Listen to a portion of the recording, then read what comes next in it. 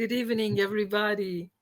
Thank you for joining us today to attend our fifth event of the Lipedema Awareness Month, the extended version that is organized and offered by our association andLINFA, Lipedema UK and LIO Lipedema Italia. We would like to thank all the people who are appreciating our initiatives and flooding us with questions and asking for more events like this in the future. So thank you very much. Let's enjoy this live, because now I know that it's not June anymore, it's July. And so, but we decided together to raise attention and awareness on lipedema, also in other time of the year, because including the month of July, that generally actually is generally appears quite silent in the for the attention on lipedema after all the attention we generally manage to raise in the month of June that is dedicated to lipedema awareness. So please stay with us. Sorry for any technical issue forward. And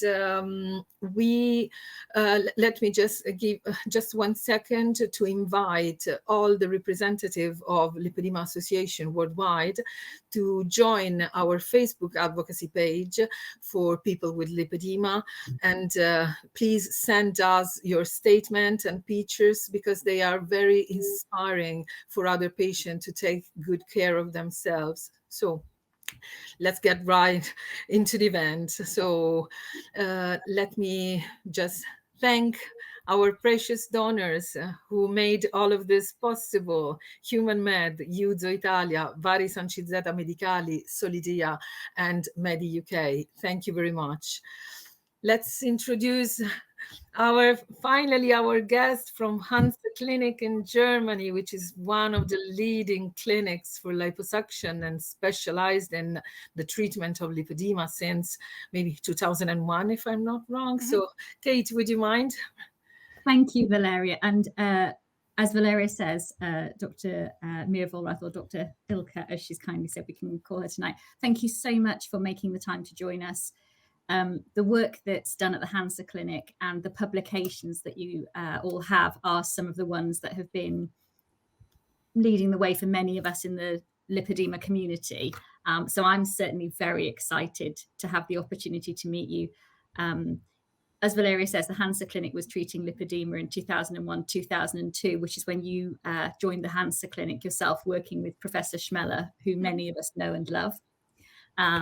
And so to have the opportunity to hear from someone who spent over 10 years performing lipedema liposuction, who has published many different publications with your colleagues on aspects of lipedema and liposuction, and who also has the qualifications that you have in dermatology, is a great opportunity for us. So I'm delighted that you came back to the Hansa Clinic and came back to all of us in lipedema.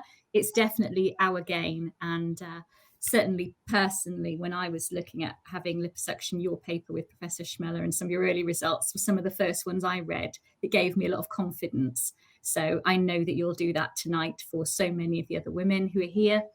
And there's so much that I would love to say about everything you've published and everything you've done. But I can just say thank you so much for sparing the time, and the floor is yours, Dr. Ilka. Well, thank you very much. It's my pleasure to be part of all this, and I'm really happy to be able to talk about our experiences. Yeah. Okay, so I'll start, and I hope it's going to work. Yes. I'm not going to do it wrong. If you have any problem, please stop, and the technicians will help you in this. So don't worry. Enjoy it. And we'll be back with the questions shortly after your presentation. So everybody, please post in all the socials. We're here to catch your feedback. So okay, can I just check? Can you see my presentation now? Is it okay? Because I can't see you anymore because I've only got one window. Is it okay? Can you see my first picture? Perfect. There we go. Is it now? Okay. It is. You're perfect. And thank you. On the other side. Good. Well, I'm really happy to be here and to be part of this this whole session you are doing. And as Kate has already said, we've been treating lipedema patients now for over 20 years, and we've got quite an experience. But this doesn't keep us from always moving on and still being critical. So we can really be honest and see what we can do with the surgery and what perhaps we can't. I would like to start with a few overall subjects on lipedema. I know that you all are experts, but still I would like to stress a few points, perhaps to make it more clear why lipedema is what it is and how it develops and what the course during life is. Just to clarify the definitions, because I know, like Dr. Corneli, he has a different term he uses. We still use lipedema. So it is a localized increase of fat tissue, and important is it makes complaints. On the contrast, the lipohypertrophia can look fairly the same. It's also an increase of fat volume, mainly on the lower legs, but it never is painful, so it doesn't make complaints. We don't need any apparative devices to make the diagnosis of lipedema. You can make the diagnosis just by carefully looking at the patient, by touching the tissue, and by asking him how was the cause and what complaints does it make. So when we look at a patient, we look at is there a disproportion? We look how is the distribution pattern of the fat, how much fat is there, what is the texture of the fat tissue, what is the texture of the skin, and we also see, does she have complaints? It can be spontaneous pain, it can be pain to pressure. This we can of course see when we touch the tissue. Lipedema can really vary between individuals. So it can be that it's hardly visible to, and it can be clearly visible even for someone who's not has had a lot to do with lipedema before. Sometimes we can see fairly strong edema, but our experience is that most of the patients we see, they don't have that strong edema. Also, the easy bruising is a symptom we can see. Patients suffering from lipedema have not only the complaints, but they really have a lot of restrictions in everyday life. And of course, this is due also to the painfulness of the tissue, but also the fat volume as such really restricts you. It's the size of the legs. So women have problems to sit in a chair. The pressure of the chair on the outside of the thighs is not easy to stand, and sometimes they don't fit in. And I've heard so many women saying it's so embarrassing if I sit in a chair with some armrests on the side and then you get up and everyone is looking because you pull the chair up with you. So it's sometimes really just everyday life where there are clear restrictions. And due to the increase of the fat volume, the legs are heavy, and you can imagine that walking up and climbing stairs with this heavy legs, it is difficult. So a lot of women say, okay, we have to rest after several stairs, I have to catch our breath, and then we can continue. And you can imagine that if in addition to the increase of the fat volume, there's edema which increases typically during the daytime, the legs get even more heavy in the evening, and it gets more difficult walking around. And for normal things like getting a pair of shoes and wearing shoes or boots can really become a problem if the increase of fat volume goes down to the ankle. Lower shoes is sometimes possible, but boots or ankle high boots, it really is a problem to find shoes for the winter time. So we see a lot of patients who say, okay, I'm really glad if it's summer because I don't need any higher boots. So these are really just problems women with lipedema may have during everyday life. Also in everyday work, there are restrictions. Just to show you two examples, this young woman is a dental chairside assistant, and you can imagine that with this big increase of volume of the upper arms, which really makes the arms heavy. She said it is really difficult. She can't sit and work longer than 20 minutes because always holding these arms up and not starting to shiver and to move is difficult. So this is why she is now more sitting on the telephone and not working at chair side anymore. Also here, the example of a nursery school teacher who says, okay, we do so many things down on the ground with the small kids, and it's difficult for her to kneel down, to sit on the ground. And then she says, if she's sitting on the ground, she sometimes can't get up. And of course, the legs hurt. So there may be really in a lot of patients a clear restriction in everyday work. And of course, the cosmetic appearance is something which the women are not happy with. This is a young lady who said, well, I don't feel like, getting closer contact to a man because I don't like to show myself. So they are insecure.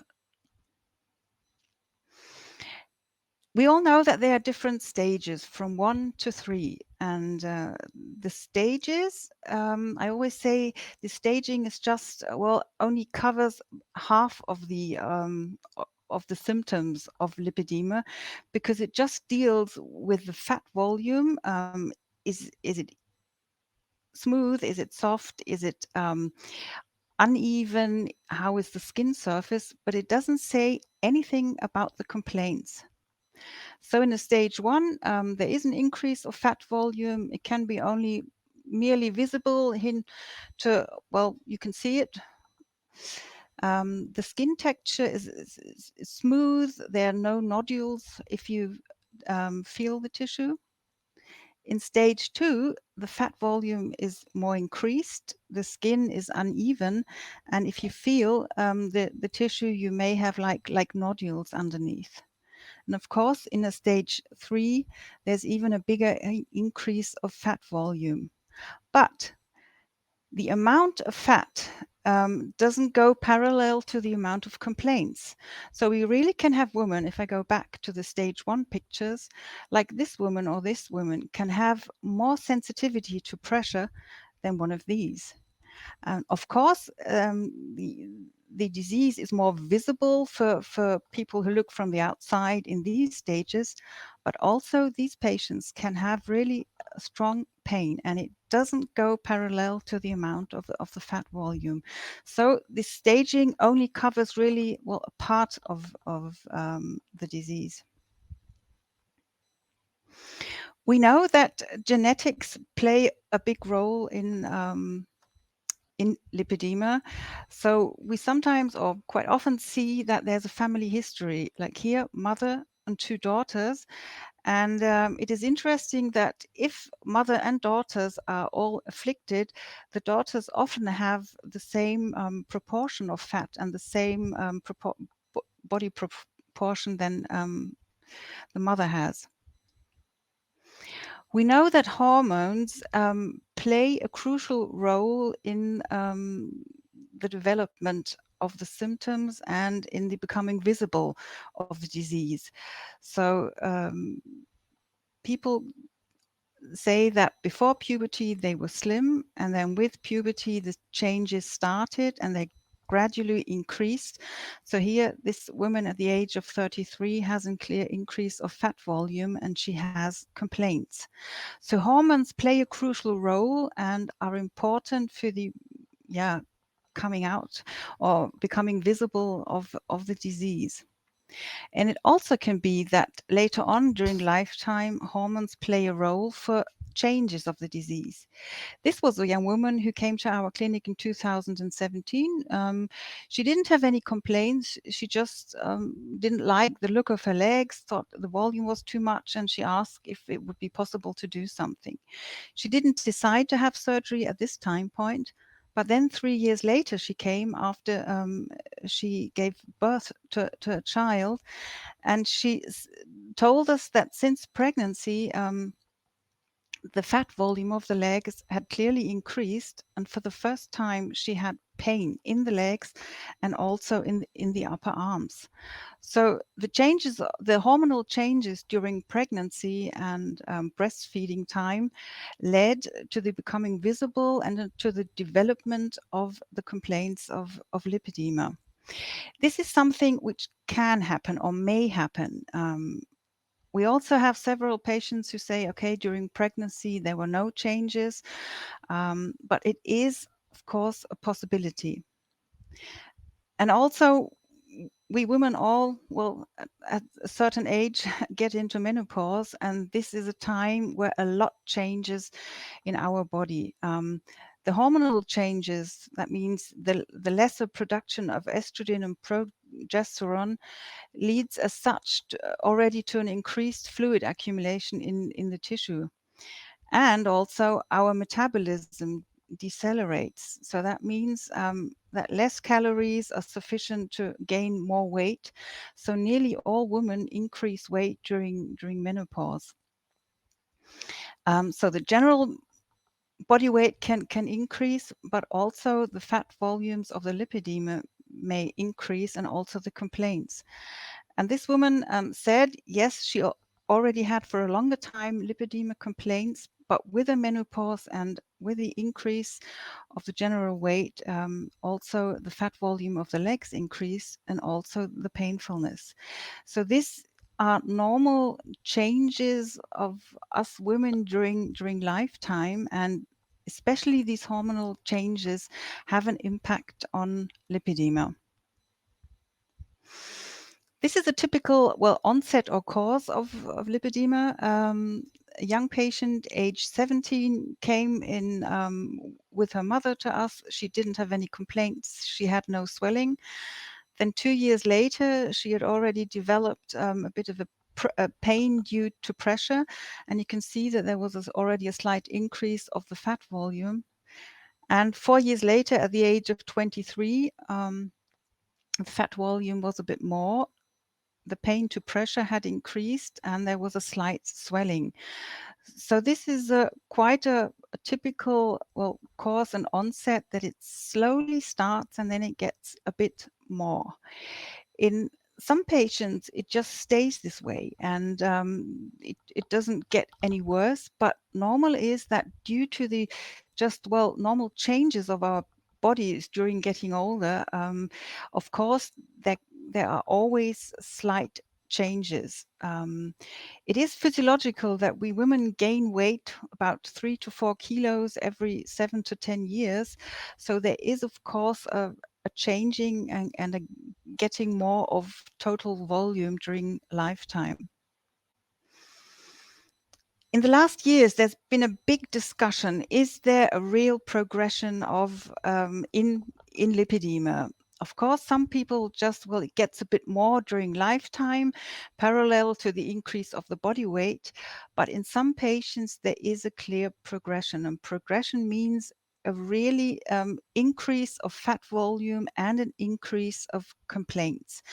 And this lady who came to our clinic, she brought us a picture of herself at the age of 14, where you can already see that there's a slight increase of fat volume. But of course, during the next 40 years, it has clearly progressed, and there is now a massive increase of fat and also complaints. What we know is that adiposity and our body weight has an influence on lipedema. This patient came 2019, and I saw her 1 year later, and unfortunately, she had gained 20 kilos of weight. And I compared the measurements just to see, well, where were the changes? As you can see, that the biggest increase of volume is up here on the tummy, so the waistline and over the hips. It was an increase of 15 centimeters of circumference. But also this increase of total body weight of 20 kilos also has an impact on the legs. So they have increased in size and volume. And you can also see that just by gaining weight, the texture of the skin has changed. It has become a bit more uneven. Her Complaints were just a little bit stronger, but not very much. But we must say total body weight has an effect on lipedema. A further example, she gained 25 kilos of weight over 3 years. And also here you can see in the waist and the hips is the biggest increase, but there's also an increase of volume at the legs. And if women with lipedema really gain massively weight, and this is a lady with really a massive adiposity, obesity of the trunk, then this also has a strong impact on the legs. Due to this big volume here on the tummy, she developed a lymphedema. You can see that there's a pitting edema on the lower leg and also here on the foot. And this finding was already after 3 weeks of an inpatient treatment with intensive lymphatic drainage. So you can imagine what she must have looked like before these 3 weeks.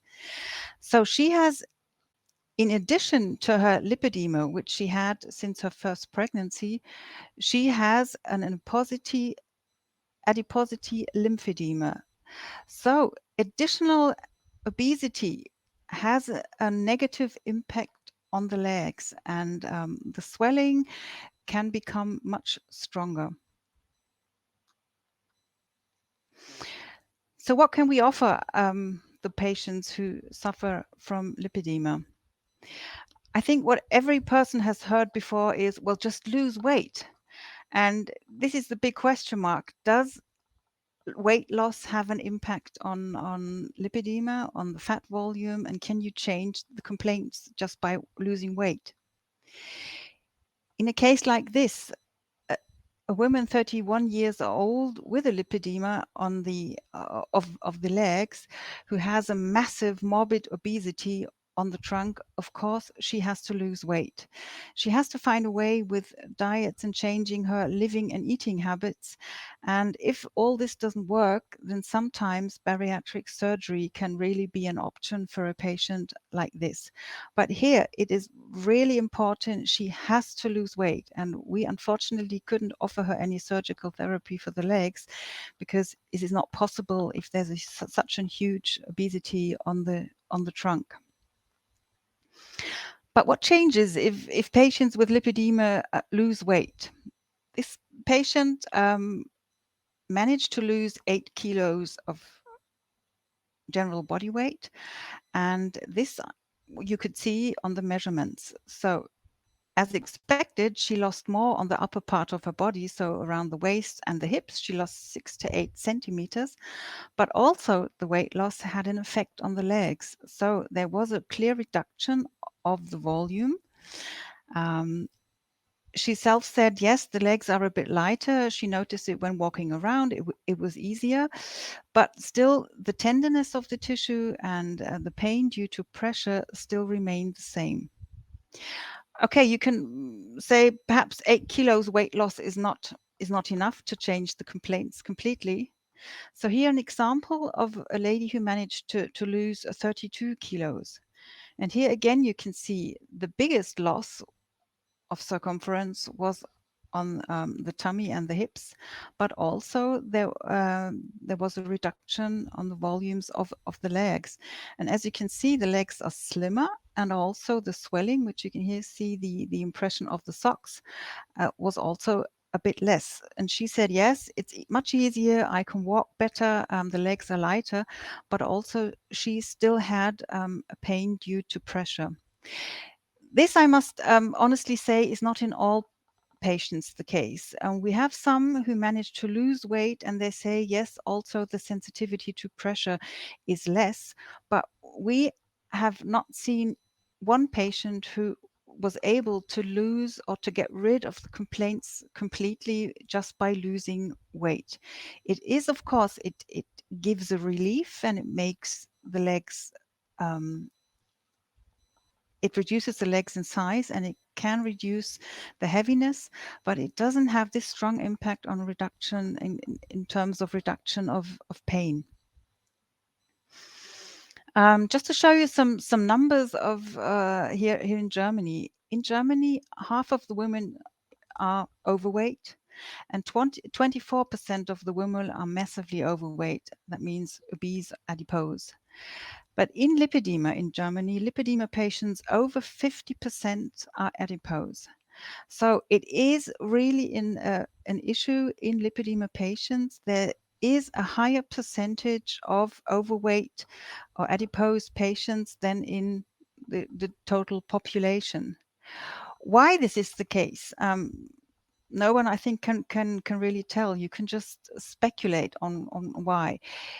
Is it because of the pain and the heaviness of the legs? You can't move around properly. You do less workout. You do less exercises.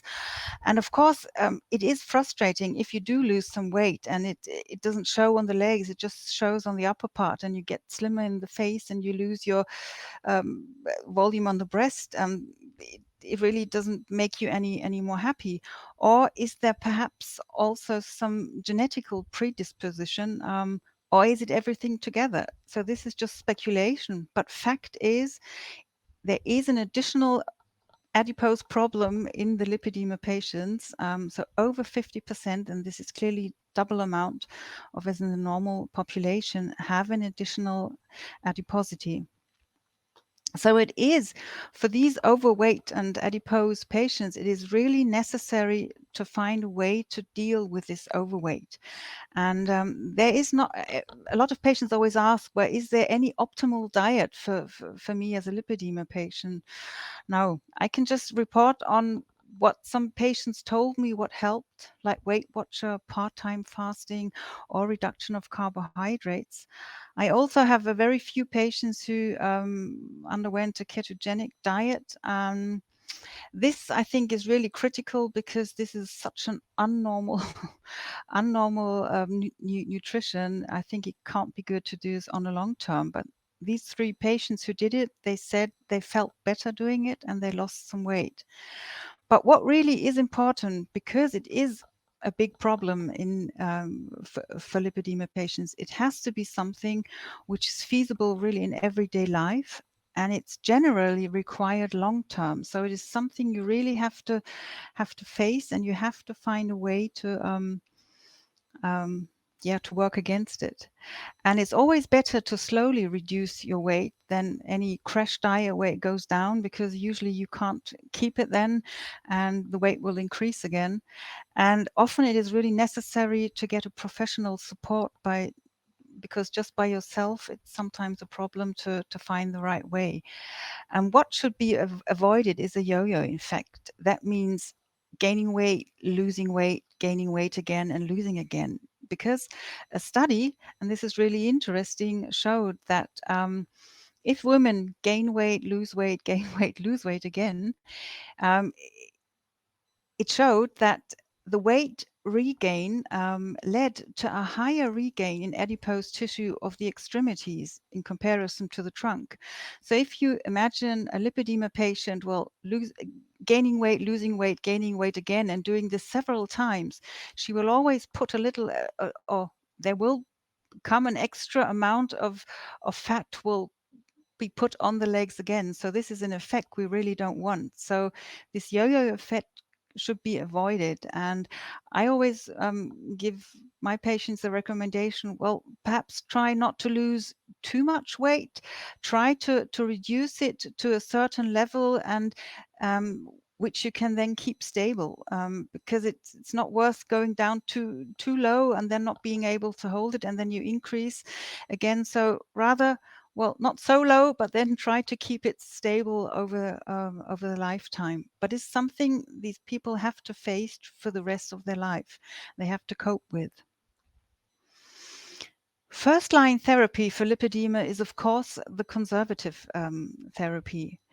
And if the increase of fat volume and the pain in the legs or arms is the main issue, and the edema is not so strong, then you start with a compression garment, and of course you have to exercise and move with the compression garment.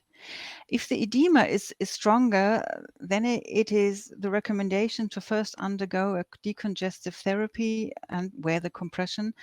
And some of these patients then continue, once or twice a week with manual lymphatic drainage. But this is something we really have to look critically on, because we often see patients who go twice a week to manual lymphatic drainage. And when I ask, well, does it help? What changes? And they say, oh no, well, it's just nice going there. Well, this really doesn't make sense. Manual lymphatic drainage is a good therapeutic option if there's a strong edema. But if it's only a slight swelling during the daytime, it is sufficient to wear compression. And you can also get a lymphatic drainage by exercising in water. So this would be the better option than go to a manual lymphatic drainage twice a week. Why does or what effect does the compression therapy have on the complaints? It stabilizes the tissue, so when moving around, the mechanical irritation of the tissue is reduced. So the shear forces in the tissue is reduced, and this makes the tissue less sensitive to pain. And also it is said that the compression has some sort of inflammatory effect, so also this leads to pain. Because we know that the main reason or the main the cause of the pain is not the edema. What we thought, like, I don't know, 20 years ago, we thought if people have edema in the legs, this makes the legs painful. Now we know there is some sort of inflammatory reactions in the fatty tissue which leads to the pain. And of course, if there's edema in the tissue, then the wearing of the compression garment reduces this edema and therefore leads to a less heaviness and less tension in the tissue. So this helps part of the patients to feel better. They have less pain, less swelling. But we also have a lot of patients who undergo conservative therapy over several years, but they say it doesn't help me enough. Because of course, there's still this increase of fat volume, which makes the legs heavy. This is a lady, she's a midwife, and she says, I wear my flat knitted compression garment regularly every day, but still I'm so restricted in when I'm helping women giving birth. I sometimes have to go down on my knees and I can't get up again. It hurts if someone knocks into my side. So although she is undergoing lymphatic drainage and wearing compression garments, she still has massive problems. This lady wears compression garment and still has persistent pain in the legs and says, this is not the way I want to continue my whole life. And also, there's still the cosmetic impairment due to the increase of the fat volume. And also we have some patients who have a progression, a real progression, although they are wearing compression garment. So here in over 3 years, there was a clear increase of fat volume and also the complaints, although she was regularly wearing her compression garments. Also here on the lower legs, she even managed in 9 years to lose a little bit of weight. But still, if you compare the circumference of the lower legs to the upper legs, you can see how there's been an increase. There's more fat volume and more complaints, although she was regularly wearing compression. So what can we do, or what can we offer? We can take the fat away by doing a liposuction. Not every person who presents themselves and has a visible disproportion, has a clear increase of fat volume, however, is has an indication for liposuction. She looks, if you just have a first look, yeah, there is an increase of fat. Why can't we just do a liposuction? Because she has a massive edema. So of course she has a lipedema, but she also has an obesity associated lymphedema, a phlebedema, and also a medication induced edema. So this clear is no indication for surgery. She has to undergo conservative therapy. So not every person with an increase of fat volume is suited for surgery. So the first step to to achieve a good result of a surgery, to get a happy patient and also a happy surgeon, this already starts on the first presentation during the consultation, because we really have to select what patients are suited for a liposuction. Are there any contraindications due to their general health? We have to examine and evaluate the tissue and have to make a good plan for surgery, because it is not possible to perform surgery in one session on all these areas. So it is, for safety of the patients, it is necessary to limitate each intervention. And so if the whole leg is afflicted, we often need 2 to 3 to 4 surgeries. We have to talk about risks and side effects of the surgery, and we have to really critically estimate the achievable results, because the patient has to know what can we change and what will perhaps be left over, or what are there any restrictions due to the tissue. And we have to give them a realistic long-time prognosis. And we here in our clinic think this consultation is so important, because we really have to critically talk with the patients. We have to be honest and tell them what we can change and what we can't change. And we really disagree with other surgeons who say, oh, you just have to do it in a proper way and you get rid of everything. No, this is really not true, and this is not the case. And this I'll try to show you with a few pictures. What can we achieve and what can't we achieve? So where do we have limitations?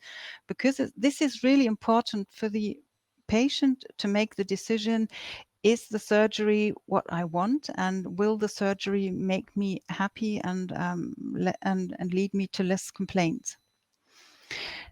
There are different techniques for liposuction, and I would just like to tell a few things about the different techniques, because patients always ask, well, what are the differences? The first differences are in the anesthesia. So liposuction can be performed in a pure tumescent local anesthesia, but also a deep analgesic sedation with the patient nearly sleeping or part-time sleeping is possible, and also the general anesthesia where the patient is completely, say, knocked out and is not awake. And also there are different techniques in the liposuction as such. We have the power-assisted liposuction, we have the water jet-assisted liposuction, ultrasound-assisted, and also laser-assisted liposuction. In the tumescent local anesthesia, a big volume of a local anesthetic solution is filled into the tissue. What are the advantages of this kind of anesthesia? First of all, it's the safety, and this really studies and evaluations have shown that a pure tumescent local anesthesia is the safest way to perform a surgery. All severe complications and side effects up to deaths haven't occurred if a surgery was performed in a pure tumescent local anesthesia. Because the patient is mobile, we have a prophylaxis of thrombosis, so the risk of getting a thrombosis is clearly reduced. The intervention is more tissue sparing because the tissue is prepared with the local anesthetic. We have a mobile patient, so he can not only walk around, he can turn around on the surgery table, and we can achieve better cosmetic results because the patient can turn actively. There's less bleeding intraoperative, and it leads to a more rapid recovery of the patient after surgery. Disadvantage is we need a longer time for preparation. So the whole preparation needs, 1.5 to 2 hours. And sometimes if we need larger volumes of the solution, it makes sometimes the evaluation a bit more difficult. Deep analgesic sedation or general anesthesia has the advantage it is less time consuming. So you have an anesthetist, he comes, he injects something intravenously, the patient is asleep and you can start. So you don't have this long preparation time. There is no pain because the patient is asleep, and some surgeons say it is an advantage that you don't have to pay so much attention to the patient because he is sleeping. This, I always say, is for me a big disadvantage, because it's so nice to talk to the patients during the surgery. The disadvantage of this form of anesthesia is there is definitely a higher risk of complications. This doesn't mean that every surgery which is performed in a general anesthesia leads to some complications, but there is a clear higher risk. And the event of death is possible. People undergoing liposuction and general anesthesia have died. The patient is not mobile, so you can just, well, passively turn him around from back, laying on his back to laying on his tummy, but you could never do a liposuction in a sideward position.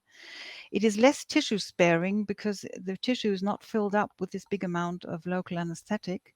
Sometimes the cosmetic results are not so good, and definitely the patient needs a longer time for recovery after surgery.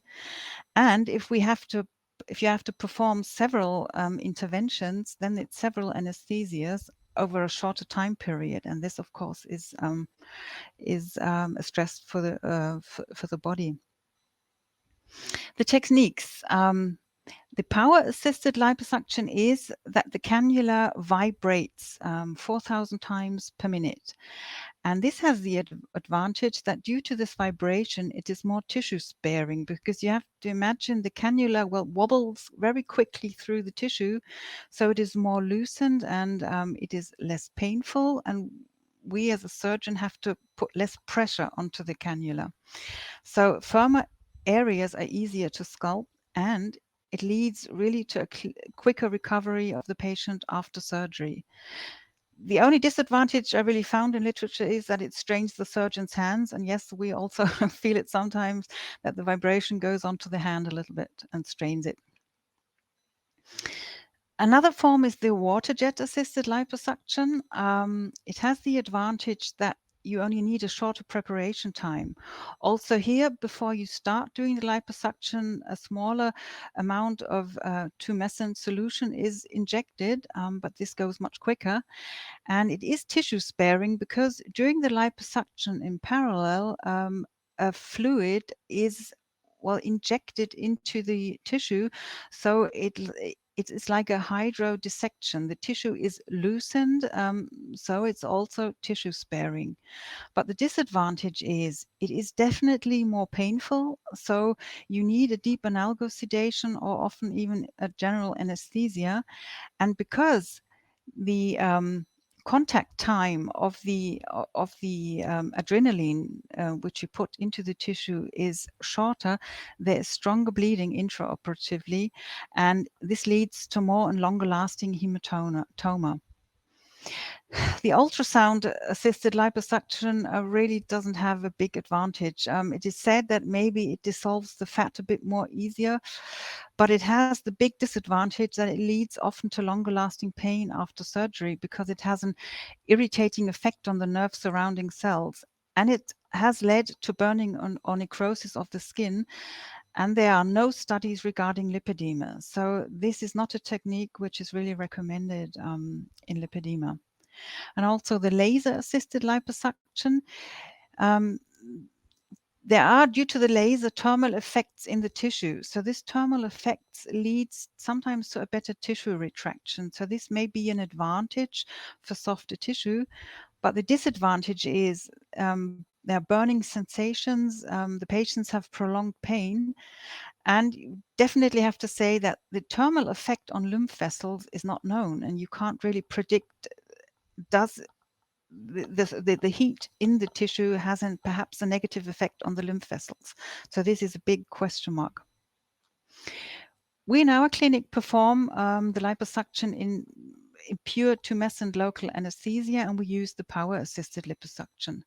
So we start, first we take pictures from all sides, and then we mark the surgery, the areas we want to perform the liposuction on. The tumescent solution we use is highly diluted. So regarding to the body weight of the patients, we can give quite an amount. And if only smaller amounts are needed, then we can put a higher concentration of lidocaine, which is the local anesthetic, in there. There's adrenaline in the solution, which leads to less bleeding. The filling up goes over a time about, well, 1 to 1.5 hours. And this, yes, is a funny feeling. It is a strange feeling. And some patients say the tissue is a bit sore or tense when the fluid starts to go in.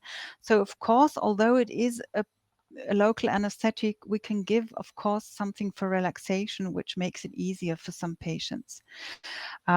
It is a funny feeling, but after the first few minutes, once you've well felt what it's like, it gets a bit easier. So after we filled it up completely, the patient is mobile, and this is, I always say, it's quite an experience to walk around with his filled up legs. The skin gets white. This is the adrenaline effect, because the adrenaline is quite long in the tissue. The superficial blood vessels really well are pulled together. This is why it bleeds less during surgery. After we filled it up, we put the patients under a warming blanket, and they need to rest for half an hour, because it takes half an hour till the whole fluid has spread in the tissue. So this really takes time, but we think it is worthwhile to do this, because we have then a mobile patient who can turn around during surgery. He can give us a feedback if everything is okay. If it hurts, we can inject some further local anesthetic, and of course we can give a central working painkiller also. The fat is suctioned out by an under pressure, and at the end we can see how much fat we have taken out. Part of the fluid we filled in, we suction out again. So this you can see down here, and there's a little bit of blood in there. And there's already a leakage out of the tiny incisions during surgery. And because the patient is mobile, at the end of the surgery, he can stand up, and we can have a final look. With him standing up, we can see are both sides symmetric, and if we see no, there's still too much on one side, then we mark this area, we disinfect again, and we can perform a further liposuction. Because there's still leakage of the fluid out of the legs, we wrap our patients in a big amount of absorption material, and over this absorption material we put on a compression garment. The patient stays one night in our clinic, and our nurses change the bandages for 3 times. The good thing is that on the next morning, you can already see a change. The volume has decreased, the skin has already retracted a little bit. So this is the result of outer and inner thighs and knees, 5 liters of fat. There is a bit of a hematoma, but you can already see an improvement. The postoperative cause is that first it leaks. The leakage stops a few days after surgery, so you need to change bandages at home, and you have to wear the compression garments. The hematomas will come through to the surface, so you look a bit different in color, but this goes away after already 3 weeks. So what can we change? Just to give you a few examples what is possible. Here, after 3 liposuctions, the ventral and the dorsal part of the thigh, the upper arms, the lower arms. This was a big lower leg, and the patient is so happy that already on the next morning you can see that the volume has gone. So by reducing the fat volume, we reduce the space between the muscle and the skin. And because there's less space, on the long term, the body can put less fluid in there. So this is why not only the legs get slimmer and the pain reduces, because the fat volume is reduced. Also, there's less possibility that fluid goes in there. An example of the lower legs. This was the midwife I showed you at the beginning after a liposuction of the hips and the thighs, and it's a clear decrease in volume, and she really was happy she could move around better. She had less pain. And she said what was really great, she could go with her children into a roller coaster. She didn't fit in and she had so much pain squashing herself in. I know this is not the main the main thing, but she was really happy that also these kind of things were possible again. But of course, and this is very important, that we also have to stress that we have limitations of surgery. This is like one limitation we have. If the tissue is really soft and there is already before surgery excess tissue, we can achieve a retraction of the skin, but it is not possible that all the skin disappears. So this is a case where there's still excess skin, and this I told the patient beforehand, because when you feel the tissue, you can see there's so much left. There will be something left over. Some patients are not disturbed by this. They say, okay, I wear a compression garment on top and this holds the soft skin together. It is okay. The volume is less, the pain is gone, so I can live with this. But if someone says, no, this is no cosmetic result I want to live with, then here you would have to, well, think of doing like a skin tuck, because there's just too much excess skin left over. Of course, the limitations are not always so massive as in the patient beforehand. Sometimes we just have some leftover or remaining softness of the skin here on the outer side. This is not much, but I always show the patients clearly beforehand what can be left over, because this doesn't depend so much on me as a surgeon. It depends more on the tissue. How does it retract? How firm will it be? And we can predict this quite good when feeling the tissue, and we have to talk about this. So if someone says, no, a result like this wouldn't make me happy, then we really have to think, is the liposuction the right thing to do? Also here, a very soft tissue already hanging over the knee beforehand. The skin retraction is there and is visible, but sometimes like a crease over the knee stays. We sometimes have a chance, if we go in there once more and perform a further liposuction, that we can, well, make the body retract the skin a little bit more. But in some cases, just this a sort of or a bit amount of crease stays. So these are limitations we have due to the softness and the amount of the tissue. But of course, also the result of the surgery depends on the surgeon as such.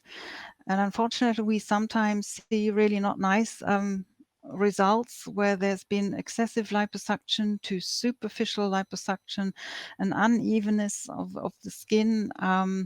This is clear due to the surgeon. This is nothing which has to do with the tissue. This is that someone didn't, well, perform the liposuction in an even way.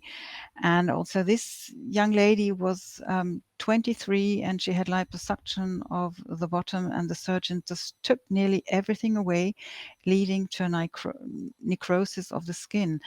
And in this case, it is not that the surgeon didn't know what he's doing. He said what he says, you have to radically take all the fat away in lipedema to cure the patients. We think this is excessive because it results in an uneven skin. It sometimes results in a necrosis of the skin, and the scarring, which is much stronger, leads of course to an impairment of the lymphatic flow. So we disagree with this surgeon. We say, no, this is too radical.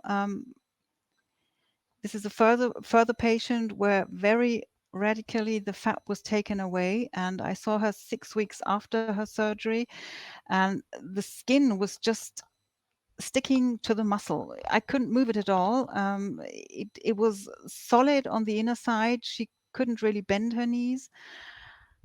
After 6 months, the tissue became a little bit more soft, and loose, but the surgeon has taken everything away. So it was just the skin over the muscle, and you could feel and see the veins. And she now had lymphedema on the lower leg. So this definitely shows if you perform the surgery too radically, it ends up in impairing the lymphatic flow, and this is not what we want. We want to keep and save the lymphatic flow because the patients still need it. But also, on the other hand, we sometimes see patients who underwent a liposuction, and she said, yes, well, the legs are slimmer. My jeans don't fit anymore. I had to buy a size smaller, but she still has pain in her legs. So here it was too little volume was reduced, so it didn't have an influence on the pain. This was easy to correct, so we performed a further liposuction. I took an additional amount of fat out. This led to, well, an even smaller leg, and now she was totally free of complaints. So this does show you have to take away quite an amount of fat, but it is still possible to do this with a good cosmetic result. And it doesn't make sense to radically take away everything, because this impairs the lymphatic flow and the skin sticks to the muscle, and this is not what we want.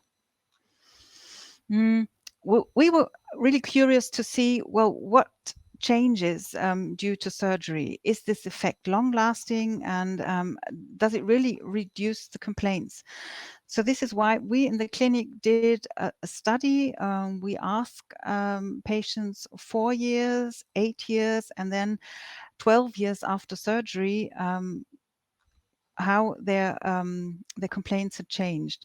So here you see the results. This is the amount always of pain and complaints before surgery. And I have to stress that all the patients we evaluated had already undergone conservative therapy. So they've regularly been wearing compression garments, undergoing lymphatic drainage, and this is still the amount of complaints they had. Spontaneous pain, sensitivity to pressure, bruising, and edema. And this is the effect that we achieved due to the liposuction. So there is clear reduction of the complaints, and this stayed quite the same.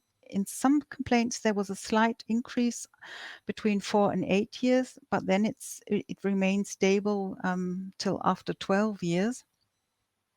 And also the restrictions of movement or cosmetic impairment, there is a change. But what you can clearly say, and this is what we stress, we have some patients who are completely free of complaints, but we also have some who still have some to a lesser degree, but they still have some. And if we add all these complaints together, and this makes sort of overall impairment, you can see that this is the effect we can achieve due to the liposuction. This is the amount of impairment still under conservative therapy, and this reduction is due to the surgery. So the surgery is an option to further reduce complaints. But we disagree with other colleagues who say we can cure lipedema. No, we really can't cure it. We can make it better, and we can lessen the complaints. And in some patients, we can get rid of the complaints completely. But in most of them, there's still a slight amount of complaints remain. And this we also see when we ask, well, what do they have to do after liposuction still? 30% don't do anything anymore. No compression, no lymphatic drainage. 60%, so the bigger amount, still does it, but to a lesser extent. And 10% do it in the same way as before surgery, but they say it has a bigger effect now. And these patients always tell us that after surgery, even if they still wear compression, it's much easier to put it on. You can achieve a better fit, and they say you can temporarily leave it out. So in some days you don't have to wear it, but not all can. We can't get rid of the compression totally in all patients after surgery. This is an example of a course over 11 years after surgery. You can see that although there are quite a few changes in total weight, it is a quite stable finding over the time. There's another lady, 13 years after surgery. It remained the same, but I measured her and it was a little bit more, although she only gained like 2 kilos of weight. But this is just due to the normal changes our body undergoes during lifetime. So the result of the of the surgery stays in some way, but it slightly changes over the years. But she had a pregnancy in between and she said it didn't change anything. So this is a very good result still after 13 years. But yes, a slight difference, a slight change is there. But we can't, as we Germans say, we can't turn back time. So um, there will be still some changes after the surgery. And we have some patients who can't do without compression and lymphatic drainage. She didn't do it anymore after 3 years, and she still had a stronger swelling again. So some still have to keep on wearing their compression garment. Something we sometimes see in patients is that they are able to lose weight suddenly. This patient, 120 kilos before surgery, said, well, I've tried so many diets and I've tried doing exercises. I just couldn't really reduce my weight. I performed liposuction 4 sessions and I removed nearly 25 liters of fat. Unfortunately, 25 liters of fat doesn't equal 25 kilos. This would be really great, but this is not the case. About half of the volume of fat equals to kilos. So about 25 liters of fat means that we've got rid of about 12 to 13 kilos. But she managed to lose 40 kilos. This was her before the last surgery, so we still had to do the front part. And this was really great. And she said, I don't know, I didn't really change anything, but something just changed in my body and it was possible for me to lose the weight. And this is great because part of the result we achieved was due to my work, but also a big part was due to her loss of additional weight. Also, this patient managed to lose after surgery 40 in total 40 kilos with the help of a nutritionist, and I think she used a Peloton and exercise, but it is possible. So we see that body proportions change after liposuction, weight loss, and spots. The change of the legs was due to my surgery, but the change of the tummy up here, she managed to do. And she said the same. Before, I couldn't really lose weight. And if I lost something, I didn't really see the effect. So why should I continue keeping diet? And she managed to do it afterwards. So she managed to reduce the volume also on the tummy. But unfortunately, it doesn't work in all patients. So this patient, 103 kilo at the consultation. Then when we started surgery, she had increased her weight. And then, well, between the surgeries, it went down, it went up again.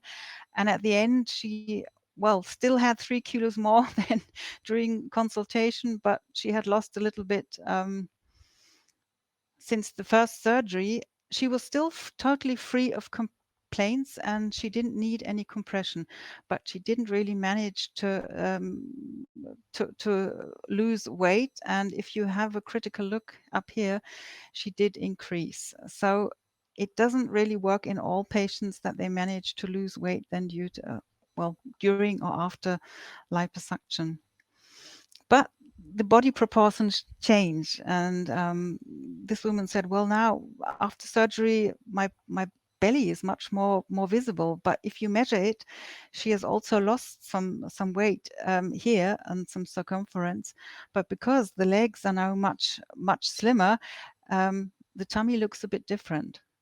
Also here, 13 liters of fat I removed on the legs, and she came and said, you know what, my legs are good, but now my tummy has really increased in size. And well, if you put a line here it really looks like, yeah, your tummy is bigger. But then I measured her in the waistline. I know she had 3 centimeters less. So the subjective feeling of the patients after surgery doesn't always equal what we objectively then find. So of course, for the patient as such, the tummy feels or looks a bit bigger because the leg is slimmer. So it is the changes of the body proportions which makes the difference. But we also have patients who increase clearly their weight after surgery. This was a lady before surgery, before the second surgery, and on the day after surgery. So we reduced 5.6 liters of fat, and she first increased her weight, and then she came again to our clinic after 6 years, and unfortunately she gained 15 kilos of weight. And here you can clearly see the legs have increased a little bit, but the much bigger volume is up here on the tummy. So she clearly increased her weight here. And this is what patients always ask when they come to consultation. They ask, well, I've heard that after liposuction of the legs, everything goes into the tummy and the arms. No, this is not really correct. The fat volume of the legs, or the amount of fat cells, is reduced after liposuction. So if patients gain weight, there are less cells available which can increase in size. So of course there can be still a slight increase of volume on the legs. But for example, on the tummy, or if we haven't performed liposuction on the arms, there's still the original amount of fat cells there. So on the tummy and the upper arms, there is a normal increase, and on the legs, there is a less increase. So the patients have the impression now everything is going into the tummy. So it is not, I'm getting more fat on the tummy, it's just I'm increasing volume in a normal way on the tummy, but it looks or it feels more because the legs remain slimmer. But this is a problem. So if, as I said before, adiposity is a big issue in lipedema, and if patients don't find a way to deal with it, gaining weight has a negative impact on the result of the surgery and also on lipedema. A big question issue is always what does pregnancy do with lipedema? I always say, well, we can't predict what it does to the patient. It is a possibility due to the hormonal changes during pregnancy and breastfeeding that there may be some changes, but it doesn't have to be. I really can't, unfortunately, tell you any numbers. We have some patients who come and say, no, well, I've had 2 kids and it didn't change anything. Others say, well, yes, during or after pregnancy, the lipedema increased and the pain became stronger. This is the example of a patient who underwent surgery of her lipedema. She already had two children and said yes, with the pregnancies, the legs became bigger in volume, and also the complaints increased. So I performed 3 liposuctions, and then she became pregnant again. She said it wasn't planned, but she was quite happy, and she presented herself 10 weeks after delivery, and we were both really happy that there was no big changes in the legs.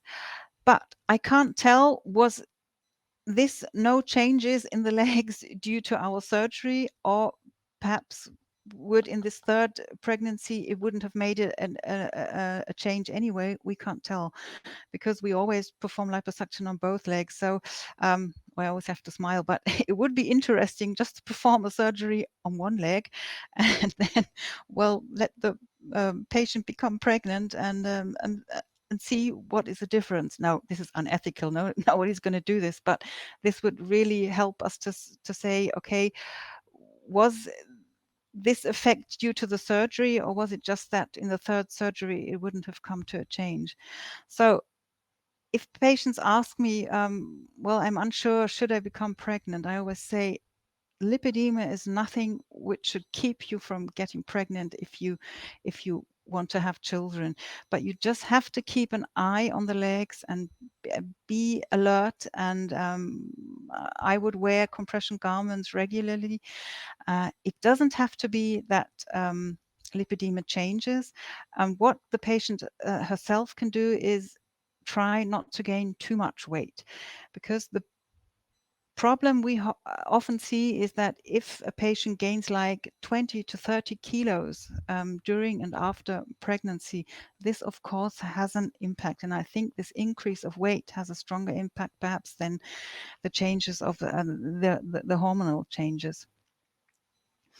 So to summarize, liposuction is, if you use the right devices, and it is a very safe and effective procedure, and it has really significantly expanded the therapeutic spectrum in lipedema. We can change quite a lot of things, but we can't change everything, and it is really necessary to talk with the patient about what limitations do we have, what can we achieve, and what can't we achieve. But we can really clearly further improve quality of life, and this was not imaginable in former times when we didn't have the liposuction yet. So I hope I could give you some informations. I could have told you much more, but time is running out. So I'll gladly let me get this. Stop presenting. Is it? Okay. Yeah. Okay. Here I am back again. So thank you for listening. And I hope there was some interesting things I could tell you. That was wonderful, Dr. Ilka. Thank you so much. You won't be surprised to know that we have a whole host of questions from people. Okay. So if it's okay, I'd like to start with a few, what I hope are kind of like shorter, quick fire questions, we would call them in English, and then we'll go into some slightly longer ones.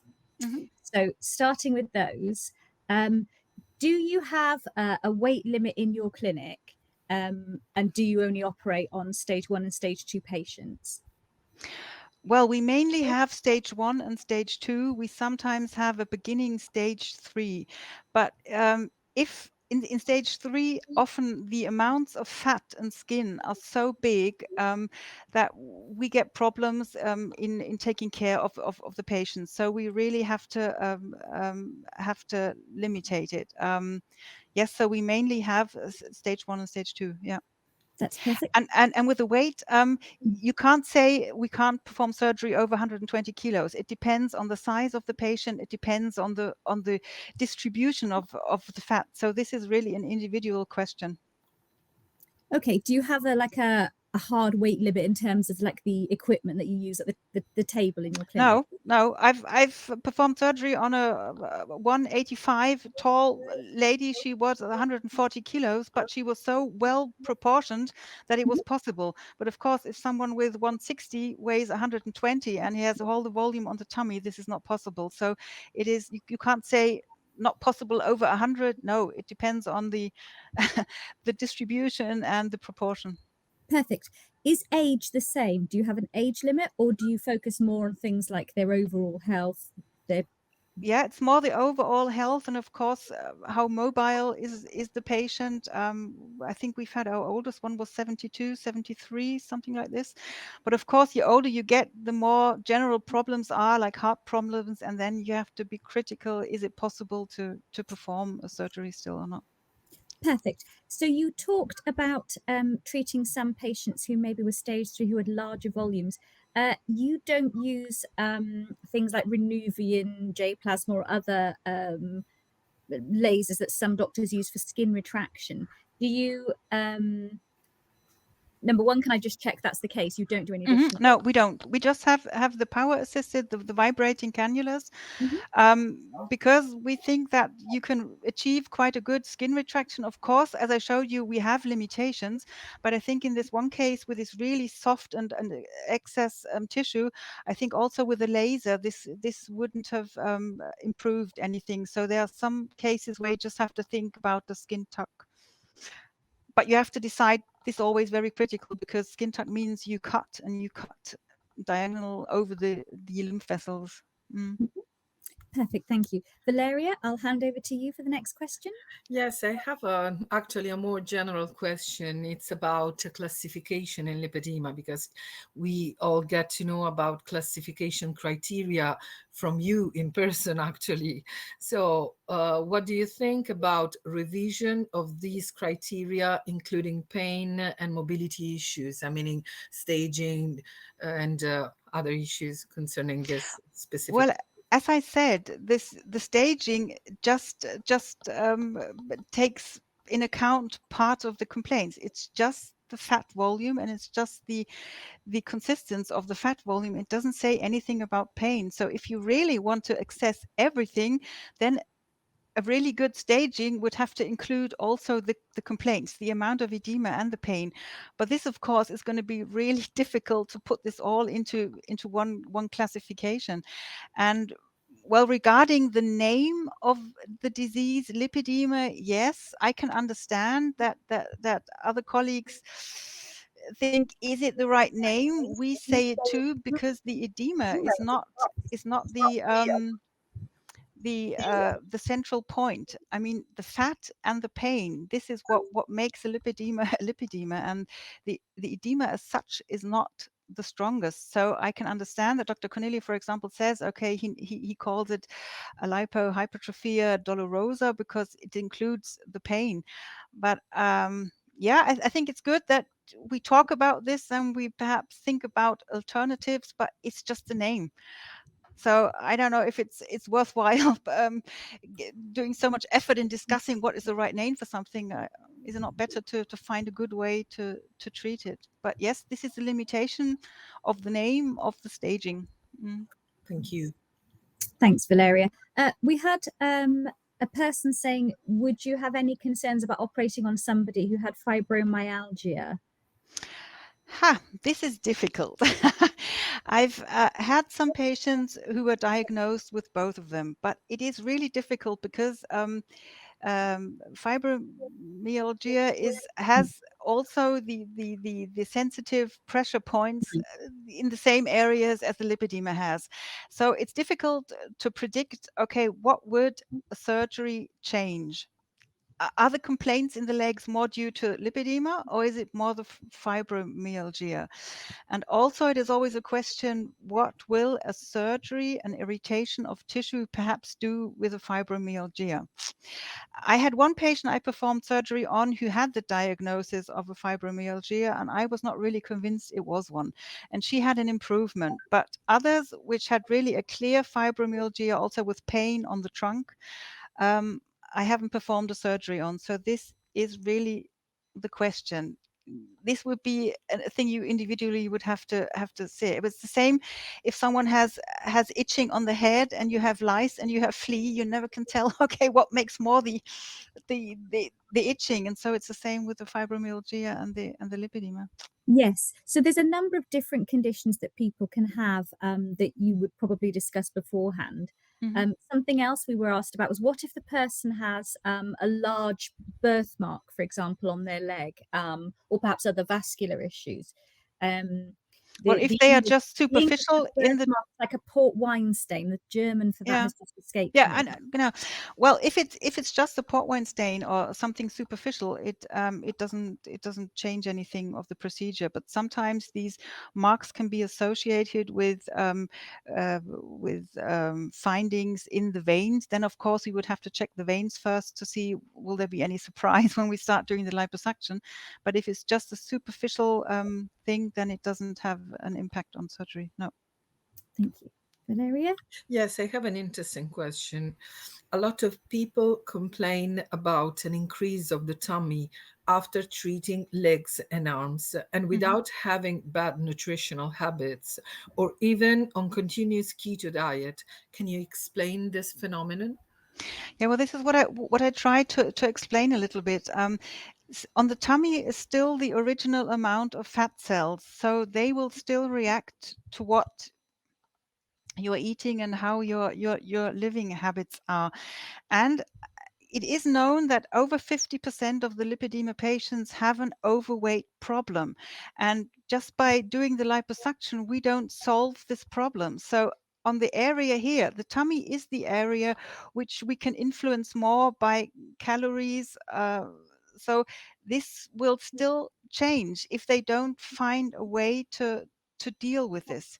So this is the problem, and this is what I tried to show with the pictures, that when we reduce the legs, of course the tummy looks bigger, and there the original number of fat cells can increase in a normal way, and the leg just increases slightly.